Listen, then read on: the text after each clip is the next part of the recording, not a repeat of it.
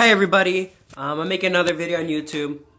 I'm gonna show you guys what's up going on. Yeah, this is my Toyota flag. This is my room. I do have that. I've got that at Porter and Chester. It's a nice old, I think a 1995 brochure or magazine that I got from school. They were giving it off for free. I'm like, okay, cool. And I found that page, which is actually pretty sick. And I have a picture of my 2J Eclipse over there that took a while back.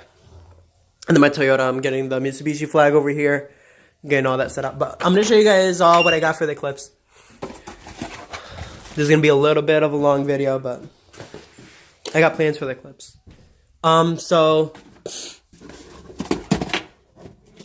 I don't think you guys want to see the timing belt components or anything like that. So for the Eclipse, I got some timing belt stuff. Basically, to keep it small, I got the tensioner. If you guys are looking for the tensioner, part number is A5050, and this is for the Dayco, I think. Yeah, the Dayco tensioner. This was like 60 or like 50 bucks. The Dayco timing belt pulleys, part number is going to be 84075, I think. And this is going to be Dayco pulleys for the timing belt. This is for the 4G63, of course. I have a bunch of fucking spark plugs here because I keep on buying spark plugs for my fucking misfire. And I'm completely wrong. I'll get into that in a different video. Turbo oil feed line, that's new. That came with the J-pipe. That's for a different video. So that's there. There's that. Timing belt. There's the actual balance shaft belt or the timing belt. I think this is the balance shaft belt. So the balance shaft belt is going to be, part number is going to be 95168.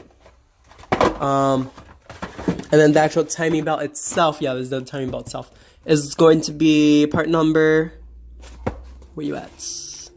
95167, and that's for the actual timing belt itself. So there's all the components you need. You actually need the water pump too, and the oil seals, which I'm gonna get those soon. Oh, let me not forget. Shit, I got. Shit, that's cool. Temp sensor. These are precision injected injectors, 785 cc's for the Eclipse. These came out to like $110, but they had messed up pintle caps and yeah, they're not in bad conditions. I got new seals for them. I paid like $120 for these, so I'm not really in complaining mode right now. I paid hella cheap for these. I got new seals for these injectors. These would be going in, but sadly the pintle caps on the PTE injectors are completely shot, so I have to buy a rebuild kit for the injectors, which is gonna be like 20 bucks. So I'm not complaining about that. That's really it on this side. Let me show you guys about speed density. So right now I'm gonna show you guys the speed density. In this kit, basically, you get the cable. I buy it separately because I have VCM link on my car. So I paid an average of 67. What's that? PayPal fees? 67.22. Is that the total? Yeah, 67.22. And this is for the speed density cable harness. So it's for this cable right here. So I paid $67 for it. All right.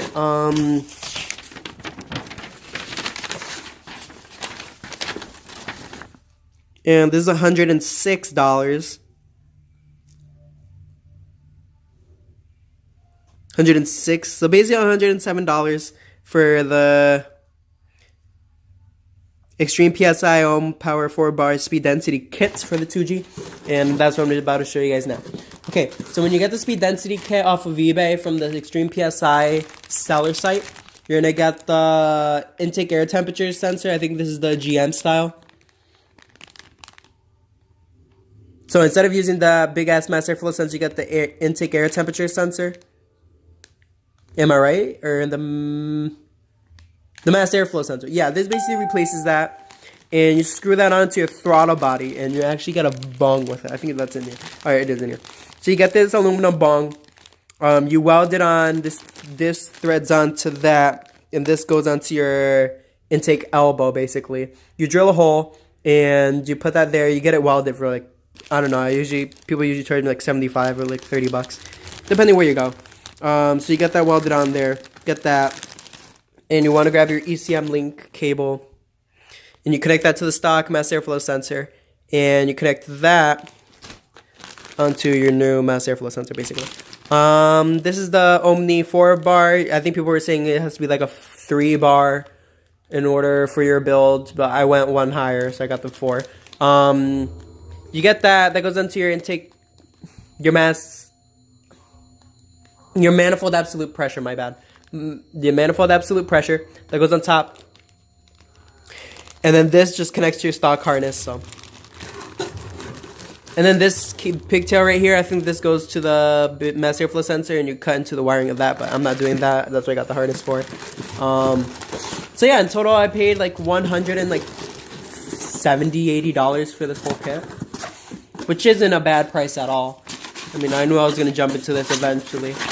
Yeah, my power goals are reasonable. They're like 350 horsepower, 300, so I'm only wanting like 100 more horsepower in my car. So I'm about to show you guys now the fuel pressure regulator kit for the 2G. This is the AEM kit. So yeah, see the AEM kit. So this is part number 25302BK, and this is the universal regulator.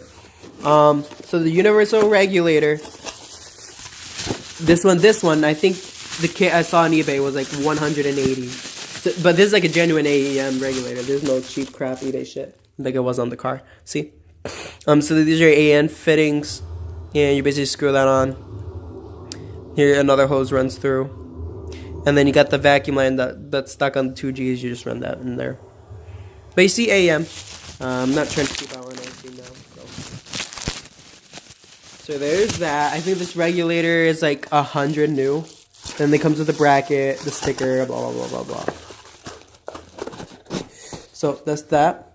Comes with a sticker. I don't know where I'm putting that. I'm putting a sticker on the wall, who knows.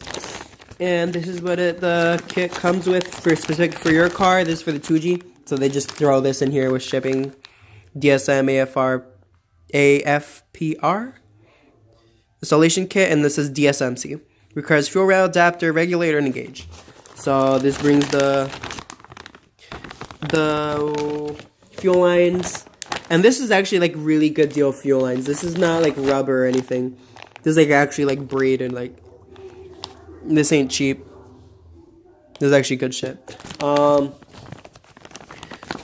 think the fuel line adapter is actually over here. Sorry, I'm trying to do this with one hand, which makes it hard. But you gotta do what you gotta do. Alright, so I'm just gonna toss this in here. So this is the fuel rail adapter that comes with the 2Gs. I actually lost one of these bolts one time, and I got very pissed. So thank God this one brought bolts this time. And this is the adapter you need. So I got that. Blah, blah, blah. That's done. And I'm about to show you guys the gauge that comes with it. I'm letting you guys know ahead of time. Don't fuck with the little nipple on top when you get this thing, because it will start messing up the water thing that's in it. So I don't even bother touching it anymore. But this is what comes with it. It doesn't say AEM or anything like that. It's just a typical gauge.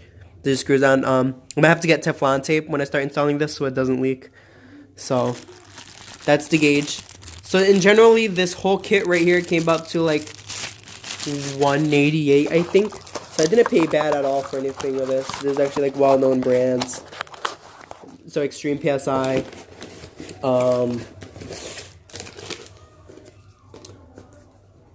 I think this is the AEM, yeah, and then the company that's called in for this is like MAP. I forgot, the Modern Performance, something like that. I'm not really familiar with them, but I've heard a lot of good things on the forums about these groups. So let's put these back. That's one of my days so far. Speed density. I'm up to date to install that. So what's going on with the 2G now is I'm going to give you guys the basic rundown of everything.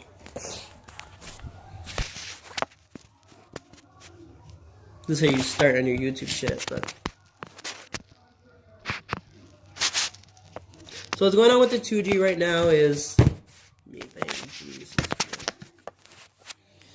What's going on with the 2G now is The timing belt jumped, I think, 2 teeth on the intake side, on the intake cam. So that kind of sucks. I have to get the timing belt job done again.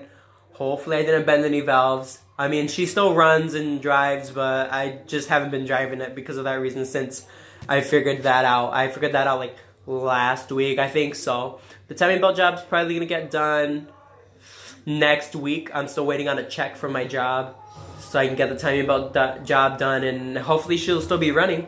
And once that is done, I'm going to start boosting. I'm going to see if I can put the manual boost controller on there once I get the speed density on. And once I get the fuel pressure regulator on there and the bigger pump and the bigger injectors like I have over there. Just a matter of fact, after installing all of that, tuning, and we'll see 300 horsepower maybe. That's what I'm hoping for the 2G right now. But it's snowing in Connecticut right now.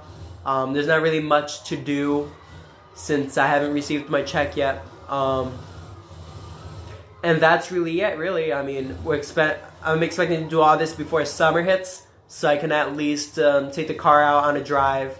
I don't know, go take nice pictures with my group. I actually have a car group now, which is actually pretty nice because I actually wanted to start one with a few friends. Sleepy Slow Society. I was like, okay, this actually is gonna work out. So right now we're about like 3 people. Guy has a Honda Civic.